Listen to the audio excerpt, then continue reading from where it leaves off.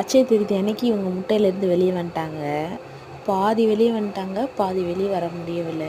அதனால் நாங்கள் சரி ஹெல்ப் பண்ணலாம் அப்படின்னு சொல்லிட்டு எடுத்துகிட்டு வந்து அதை மெதுவாக அந்த ஓடை எடுத்துட்டோன்னா இப்போ நல்லா இருக்காங்க, ஆரோக்கியமாக இருக்காங்க, கவலையே வேண்டாம். எடுத்துகிட்டு அப்புறம் கொண்டு போய் அவங்க கூண்டிலே விட்டாச்சு. சரிங்களா?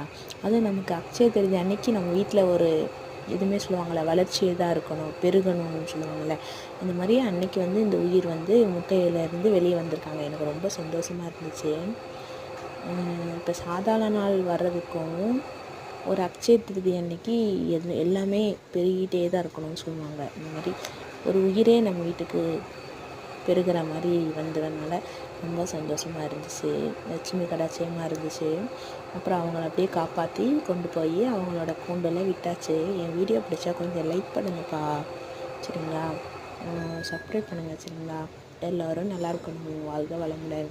பாருங்கள், செல்லக்குட்டி இன்னும் கண்ணே திறக்கலை, ரொம்ப குட்டியோண்டு கிளி தான், ப்ளூ கலர் கிளி, லவ் பேர்ட்ஸு, சரிங்களா? இன்னும் 5 முட்டை வச்சுருக்காங்க. 5 முட்டையோட சரி இவங்களை கொண்டு போய் அவங்க அம்மாட்ட கொண்டு போய் விட்டாச்சு. சரிங்களா?